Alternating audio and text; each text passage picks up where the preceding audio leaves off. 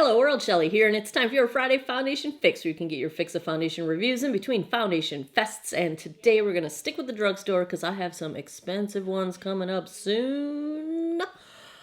We're going to do the Kokie Full Cover Foundation. Retails for $13. 1 fluid ounce? It doesn't say on the website. Yep, 1 fluid ounce of product.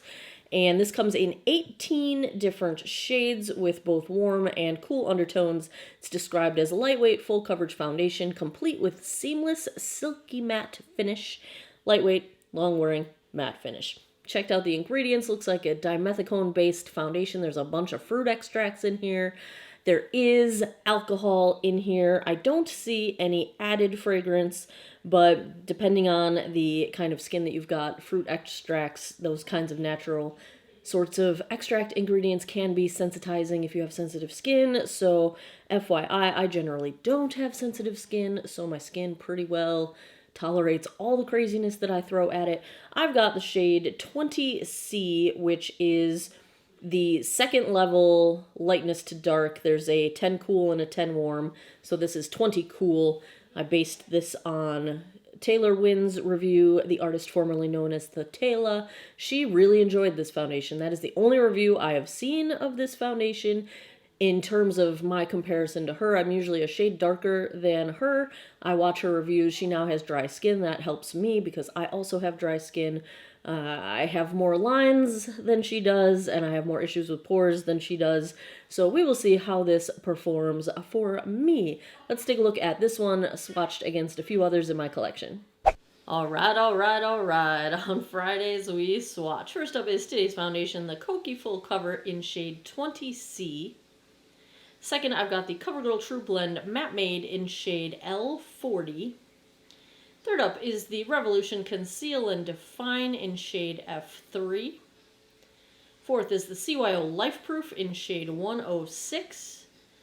Those are all summer shades for me. 106 is my super self-tanning shade, and that's about the closest match to this Kokie, so it is pretty dark. And the last shade is what I would typically wear, and that would be the L'Oreal Infallible Pro Matte shade 101 Classic Ivory. I've already cleansed, moisturized, and sunscreened this 45-year-old face. First time I'm saying that in a video. I have sunspots that I would like to cover up. I've got larger pores along my cheeks, texture, fine lines, you know the drill. I have normal to dry skin. It dehydrates very, very easily. And, ooh, pretty pump. I like the cap. It's very shiny. I like the shiny detail. I'm liking the packaging. We have a frosted glass bottle. I am enjoying that, kind of a rose gold-ish theme going on here. I am going to go on one side of my face with a sponge. This is a dampened sponge from Shop Miss A, the AOA Studio sponges, the ones that give a donation to animal causes, something or other.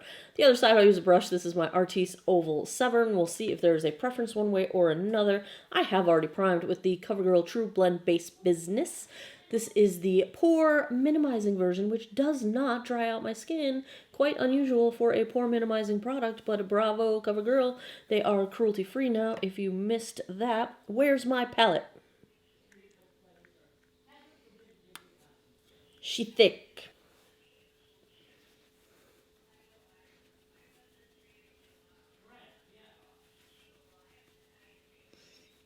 This blends out easily for such a thick formula, but I feel like the coverage is very, very light with the sponge. I'm also feeling like a lot of product is soaking into the sponge, so let's see what the brush side does.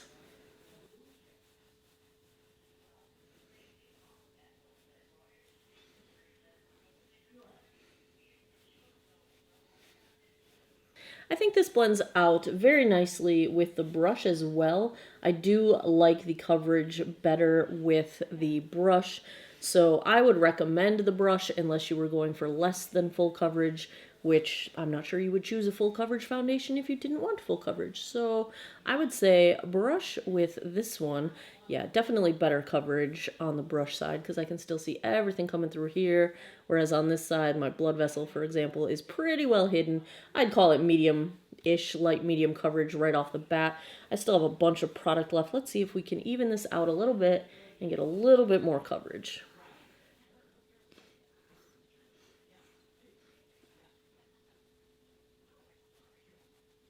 The shade is definitely a bit darker than I normally wear. I would say it's even darker than my usual summer shade. Like this might even be a self-tanning shade. The lighter shade was a match on Thetela, which would make it way too light on me. So I feel like there's not a lot of variation at the light end of the spectrum. I'm trying to kind of, I don't want to blend it all the way down my neck because I just don't want to deal with that much makeup today. But yeah, this is, I'm going to be pretty pale down there. I'm wearing long sleeves. Maybe I can get away with it. The finish of this is really, really nice. I think, you know, I still have a couple areas where I feel like where my skin is more prone to dehydration. You can kind of see when it's set down to that matte finish, it looks a little bit dry on the skin. But most areas look really smooth and my pores look really well smoothed, especially where they're the worst here. You can see them a little bit here, but you know, I think you can kind of tweak if I was a little more careful with coverage. Settling into my crow's feet just a little bit. Let's see if we can tap that out. It looks a little tiny, teeny bit dry on my forehead as matte foundations tend to do. And by that I mean I kind of get where I can see more micro wrinkles than I can see with a more dewy finish. But overall, I think this is really smooth and quite nice. And it feels like it might completely set down. It's on its way to setting down. Let's look up close. I don't feel like I'm having any trouble with caking right now. I think it's not really blurring over my mouth wrinkles, like the corner of my mouth.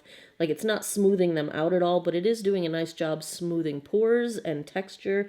My nose even looks pretty smooth, which is practically a miracle. It's a little bit cakey, like a little bit on my crow's feet. On the one side of my face, it just doesn't seem to want to blur over those.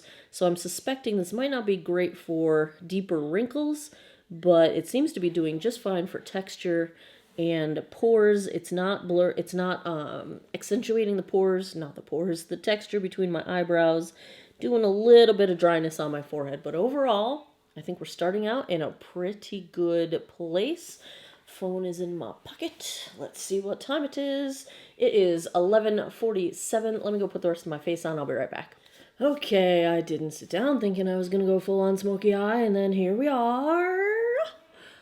Everything going well so far. My concealer is the CoverGirl True Blend Undercover. I went with the darker shade that I've got, L600, because this foundation is pretty dark, but blended just fine. Had no issues blending it with the foundation. I did not end up having to set the foundation with powder, so that is nice. I feel like everything looks okay. I didn't set with powder, though I did go in with a few spritzes of the Catrice Prime and Fine Dewy Glow Fixing Spray because I felt like I was having a little bit of a powdery finish on top of the skin, and I don't like the powdery look. It usually tends to accentuate my wrinkles, and so I went in with this. It did what I was hoping. It kind of melted everything together, and now I did use a lot of highlight. You guys know that just always happens. So on the rest of my face, I've got the Revolution Ultra Bronze for my bronzer, the NYX Sweet Cheeks in Bang Bang for my blush, the CoverGirl True Blend Super Stunner in Pearl Crush for my poppin' highlights, my eyeballs. CoverGirl Overthrown. I've been wearing all of these palettes basically every day since I bought them. I love them. On my lids. So also from Kokie, when I placed that order, how do I lose things so fast? It's because my vanity's a mess. I also purchased one of the Stila dupes. This is the Kokie Crystal Fusion Liquid Eyeshadow. I can't read the shade. That's because that's not a shade. What color is this? Supernova. Okay. So my first impression as I was applying this to my lid was, oh, these are fantastic. This is more pigmented than the Milani or the Wet n Wild equivalents of glitter liquid shadows. I was really happy with it initially. And then as it dried down, it started to vanish and it started to disintegrate the eyeshadow that was underneath it. And so I feel like the end result is really patchy and not opaque. So I have like blobs of sort of color and then a bit of nothing that looks patchy because the shadow underneath it kind of got eaten up by the liquid glitter. So then my impression was, nope, I do not recommend these. So I'm wearing it, it's fine. I don't think I would rush out and buy it. I like the CoverGirl ones much better than these. Almost as the CoverGirl are practically a dupe for the Stila. They really are. This one, not so much. Packaging looks like a dupe, but I just had a lot of trouble with it. So that is that. I'm wearing like 12 different lip glosses right now. I just kept putting them on. I've got a Milani. I've got two CoverGirl. I was just going for like a cool toned pink. Mascara, I want to say that I was enjoying it, particularly on this very cooperative eyeball. Flower Beauty Princess Warrior, Warrior Princess, Warrior Princess. It applied very nicely. Bravo there. That's about all we've got going on. I will come back with a very cloudy rain light check-in in a bit, and I'll come back tonight, give you guys my final thoughts. Hey guys, daylight check-in here. It is about 5 o'clock p.m. Why does this piece of hair always do that? It's like my Elvis friggin' sideburns. And here we are. So it's been about 5 hours. And one thing in terms of wearing this foundation, it feels a little heavy, a little bit sticky to, it just feels kind of But in terms of color match, it is a little bit dark. For me, I don't think it looks too bad. I think the undertone is probably good. It is a cool undertone and I'm neutral to cool. And so I think the undertone is working, but it is a couple shades too dark for me. And I have not gotten a good look up close, so hopefully you guys are getting that look right now. At a distance on my phone, I don't really see any noticeable wear, which is good. I think it is holding up. Matte-wise, I would say it's probably not... It's a nice matte. It's the kind of matte that I like, that doesn't look too dry, doesn't look too powdery, doesn't look like, just doesn't look too dry. How's my forehead doing? Can you tell? I can't really tell. We are about to have some serious thunderstorms coming through here. They're saying straight line winds, tornado risk. That is not really normal for this area of Virginia. We don't get it very often, but with that said, all the leaves will probably be gone by this time tomorrow, so what little bit of leaves we got will probably be down on the ground where all of the leaves currently are. So that is where we're at around 5 o'clock. I will be back tonight, hopefully, assuming I still have power, with my final thoughts. 10:34 p.m. That puts us just shy of the 11-hour mark. Let's take a look at how the Kokie Full Coverage Foundation held up. You guys, this one looks really nice. Let's zoom in. So it's not so matte anymore, which I was kind of feeling that at the check-in about half time ago, but the wear down is incredibly graceful. There's no product bunching up around my lip or my chin or my nose. A little bit of coverage is gone, but it is gone very gracefully. Blush, bronzer, highlight are still perfectly intact. Everything looks as smooth and blurred as it did when we started out, including my nose, which is, again, kind of a miracle. Nothing is accentuated in terms of texture. I don't see any product settling into lines at all, not even my chin lines. I feel like this has held up really well. Really well. I like it. I like this one. I think I wish it had double as many shades available, because lightness to darkness, this is the second from the lightest end of the spectrum, and it's pretty doggone dark.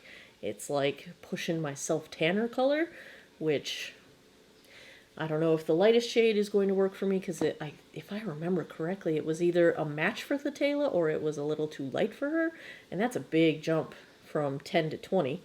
But I will probably try to get my hands on 10 just because I kind of like this one.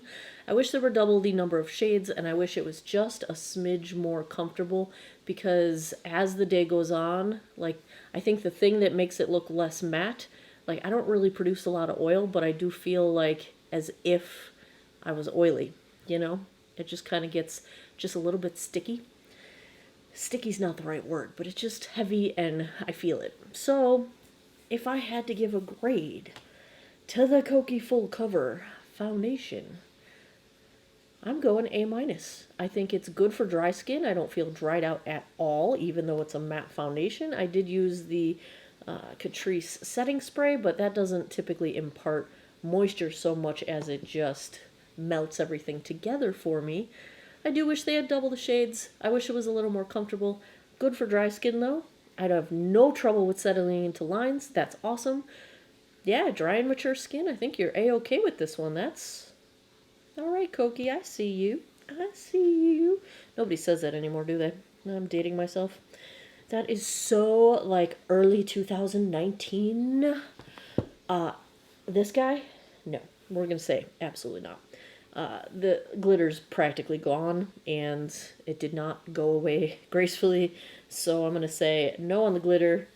Heck yeah on the foundation.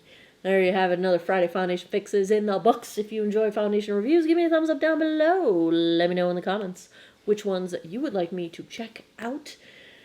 This might be the last drugstore one for a minute, because I've got a By Terry, I've got a Guerlain, and I've got Surratt coming up. And those all cost a pretty penny. So, yeah. But I'll have to check my bin because I don't really remember. Maybe I do have more drugstore. I really don't recall. Let me know what you guys want to see next in the comments down below. If you have not found my master spreadsheet, I looked the other day and I think there's 160 foundations on there at this point. What? Yeah. geekoutofwater.com. Click the Foundation Fest link. I've got a ranked, sortable, searchable spreadsheet of all of my foundation reviews. And as always, thanks a lot for taking some time out of your day to geek out over makeup with me. I appreciate it, and I hope you guys all have an awesome day or night wherever you are in the world. Take care of each other. Bye-bye.